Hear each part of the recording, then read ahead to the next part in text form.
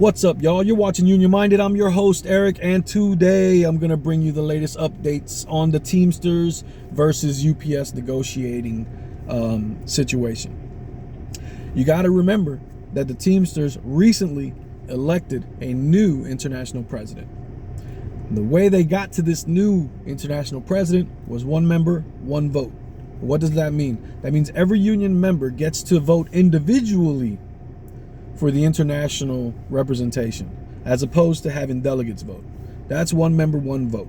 The Teamsters adopted one member, one vote, and the membership voted in a reformer candidate who promised to fight viciously for the members versus the corporate owners in order to gain the fair share that they deserve. And so he has lived up to his promises as far as leadership style, and this is ongoing right now. So we're going to see how this plays out. Keep in mind, 100 years ago when unions were first formed and going through, it was this type of leadership that created the middle class. Keep that in mind. Not that passive leadership that we see now. That's not even called leadership. It's elected representation, and we'll go with that. But let's dive in. This is according to the Teamsters off their Twitter page. If you guys are curious, go to their Twitter page and you can read it for yourself. Here we go. As of an hour ago, Teamsters. It says, get off your ass. UPS Teamsters end talks for the day. Enforce the deadline. Time is on our side, not yours, said Teamsters General President Sean M. O'Brien to UPS negotiators across the table on Monday. Already starting out with a lovely little presentation to let them know, hey, you're not in control here, buddy. You know why? All labor generates all wealth. It's not the other way around. This trickle-down economical theory is a farce. It's a fantasy. It's a lie. It's propaganda. It's something to get folks to buy into when they just want to buy into something.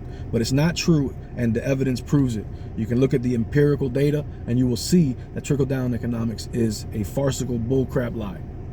I hate to wake up your mind frame if you're one of those conservative folks who haven't woken up yet. I hate to rattle your brain, but Reaganomics was a lie. Plain and simple. Let's continue. We are not just going to sit around and wait for their side to make up their minds. Our members don't deserve that. UPS needs to find some more hustle in these final hours if they have any hope. See if you can catch some fireworks in Washington tonight, O'Brien told committee members before abruptly ending the day. You're certainly going to see some tomorrow. I love the aggressive stance. The stance that, no, we're not going to back down here. You're going to find out. We're messing around right now, and you know what they say about when you mess around. Sometimes when you mess around, you're going to find out. And that's what we're talking about. Let's go to the next one. The Teamsters are always ready to work, and we come prepared to every bargaining session. UPS, on the other hand, seems to require some special treatment. This was Zuckerman who said that. That's the financial secretary, I believe. Teamsters leadership told UPS to prioritize its remaining economic positions and make the most of its dwindling time at the national table. UPS is on full notice from the Teamsters that the company has until 8 a.m. on July 5th to reach final agreement on a new tentative contract. That's Wednesday, y'all. That's Wednesday. And that is the end of this little Twitter thread. And then, oh wait, no, it keeps going. After waiting several hours for possible exchange with UPS, but receiving nothing in return, O'Brien and General Secretary Treasurer Fred Zuckerman asked the union committee to get some rest and prepare for Tuesday. So they've been there at the table working, but they're not making any headway. The Teamsters National Negotiating Committee and UPS met several times over the course of the day to discuss outstanding economic issues like higher wages for full and part-time Teamsters and pension increases. Money talks and BS walks. You know where the Teamsters are coming from and where we need to be. You have to get off your butt, light these people on your side up, and make sure they understand this company is on the verge of doing great damage to our supply chain. Understand the framing there. The company is on the verge of doing great damage to the supply chain. Many times in media, you'll see them start to blame the unions for work stoppages and saying that we're going to threaten the supply chain. You saw it with the railway workers when they were threatening to strike.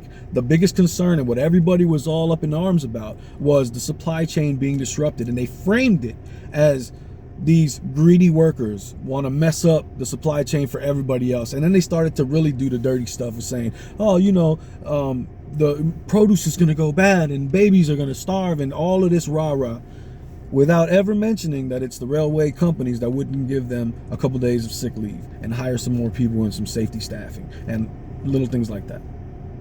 Notice how they frame it. I love that he put it on the onus on them. He didn't let them put it on the workers. And that's what you're supposed to do. And then from here on out, it goes on to thank different Congress people who are jumping in support of the Teamsters in this negotiation. This is what strong representation looks like. This is what fighting for the members looks like. It is informing the members of what's going on within the negotiation. It is talking to the members about trying to find out what it is that they're looking for. And it is fighting for that.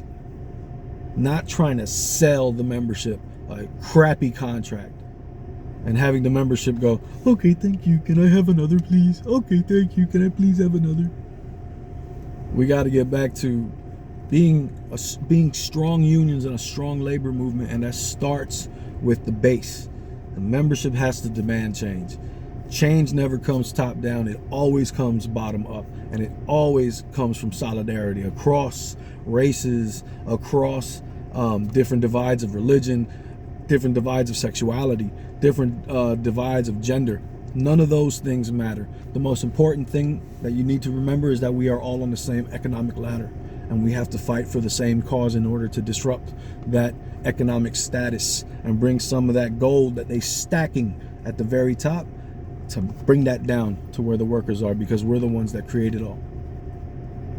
My name's Eric. You're watching Union Minded. Don't forget, the fight's not left and right. It's up and down. It always has been. It's going to take class solidarity to win always. Each one teach one. Get out there and reach one. And there can be no union without you and I, front and center. Peace out.